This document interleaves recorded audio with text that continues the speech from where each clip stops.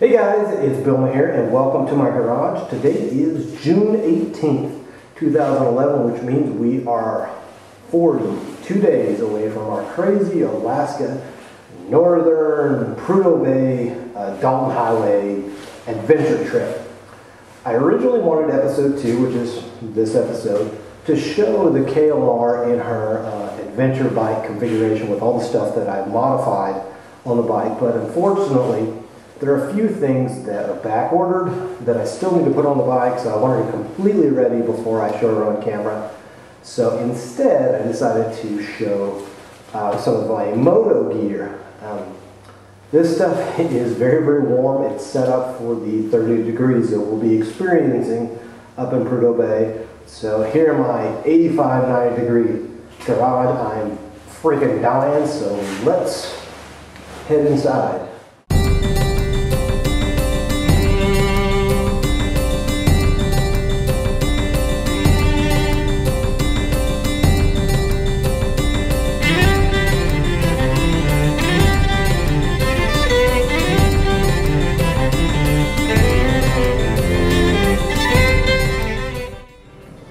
So the first thing I want to go over is the jacket. This is the Cortec Accelerator. It's about $199.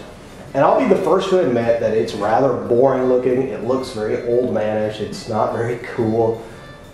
But truth be said, this kind of ride, this wacky adventure ride up to the Arctic Circle, is a man's ride. It's not for kids. So you want kind of an old man looking jacket, you know, just for survival only.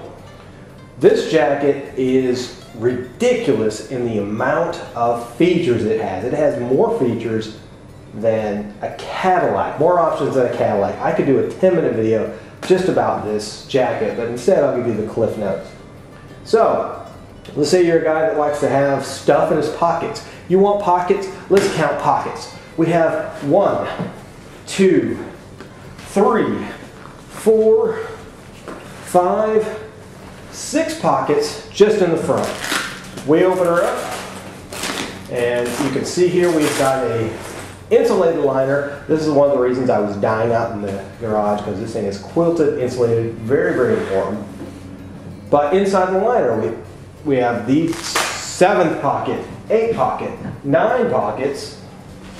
Over here, 10, 11, 12, and underneath here we have a 13th pocket. But that's not it. Wait kids, there's more. Here in the sleeve you have a key pocket with this guy, which is a little lanyard for your keys. So basically you have 14 pockets just in the front. Now you're probably wondering what this wacky ass tube is, and I'll get to that in a second. Let's flip this guy over. On the back of the Cortec Accelerator, it has a backpack slash camelback. There's the tube, the bladder reservoir for the water is in here. So we have 14 pockets in the front. In the back, we have a fanny pack style pocket for 15 pockets. It's huge, it's gigantic. You put whatever you want into there. And in the bag itself, we have 16 pockets, 17 pockets, and then we can open up the thing here. And counting the entire bag as an 18th pocket, you'll see here there's another pocket for 19 and 20 pockets total. So, I mean, with this jacket, you really don't need motorcycle luggage. You just need to fill this crazy thing up. I can tell you right now, for the Prudhoe Bay run, I will be ditching this. It's all, it comes right out real quick. So I won't be carrying this because it's just too cumbersome.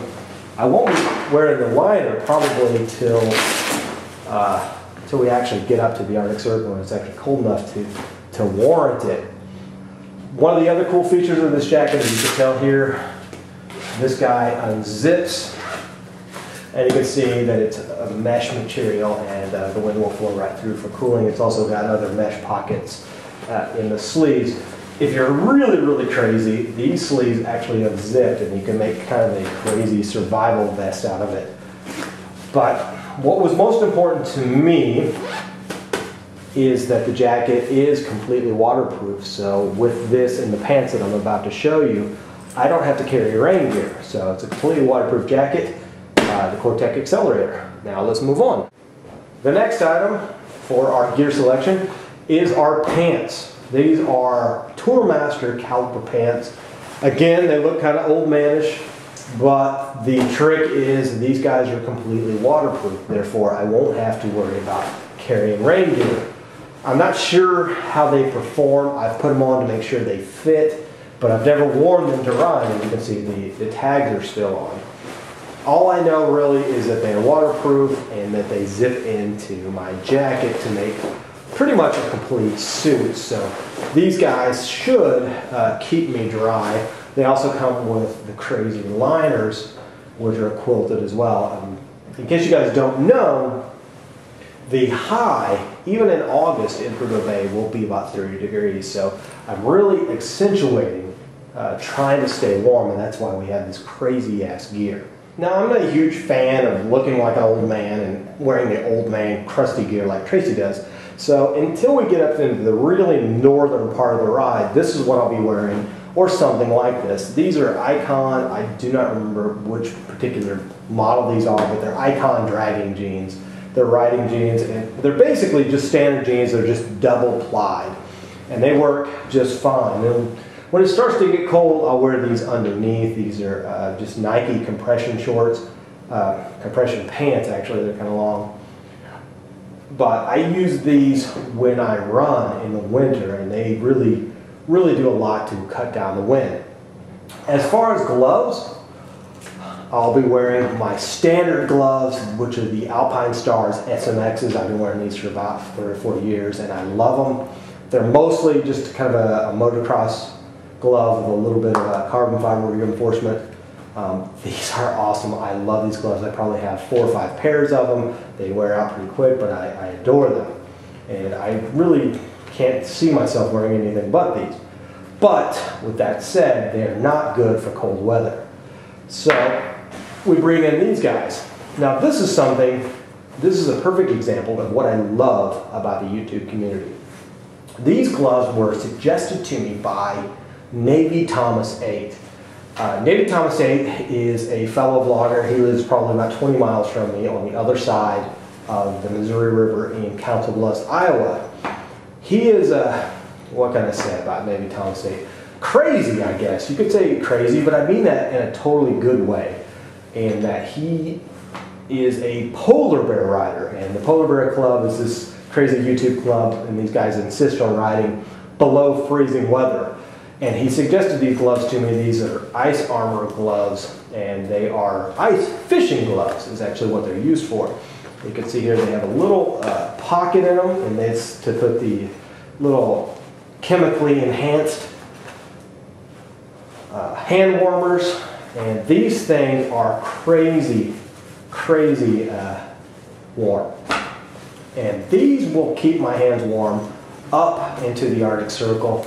And I bought an extra large per Navy Thomas's suggestion because I can actually get this glove up inside of it. So I'll have all the protection of a moto glove with this crazy ice armor warmth. They're totally waterproof. As you can see, I'm not going with any kind of waterproof glove. These guys dry out very fast if they do get wet. These guys are really too warm for a summer rain shower. So I'm just going to take my chances and go without. For my noggin up in Prudhoe Bay, I just have this little Under Armour, little fleecy thing that'll go under my helmet on my head, and then I'm going to go with this little balaclava, this little fleecy balaclava, and this will keep at least the wind off my neck. But other than that, that's kind of my cold weather gear. So for my head, we got this guy.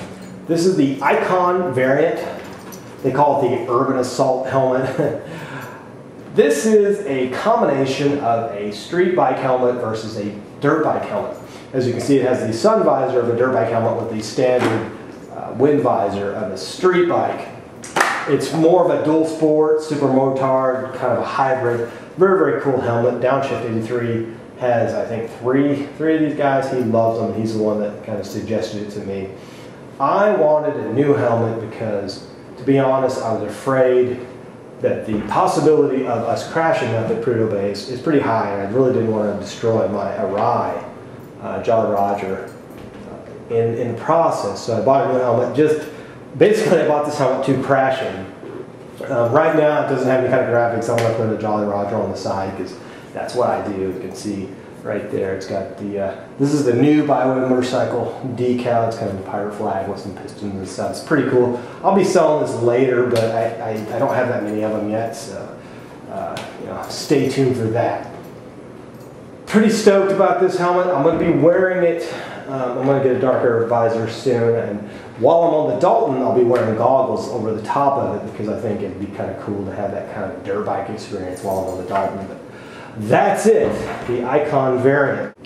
And here's what it looks like with the goggles in place. It looks pretty badass. It's kind of got like a Darth Vader thing going, and I'm also going to get a tinted shield, so it's going to be very, very stealthy.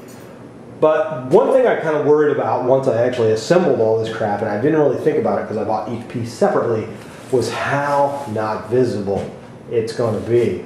The piping on the Core-Tech jacket as well as on the Tourmaster pants is in fact reflective, but I am really going to have this kind of dark stealthy thing going on. So I've got to figure out a way to make my bike a little bit more obvious, and we'll get to that later. So that's my gear. Thanks for watching, and I will see you on the road.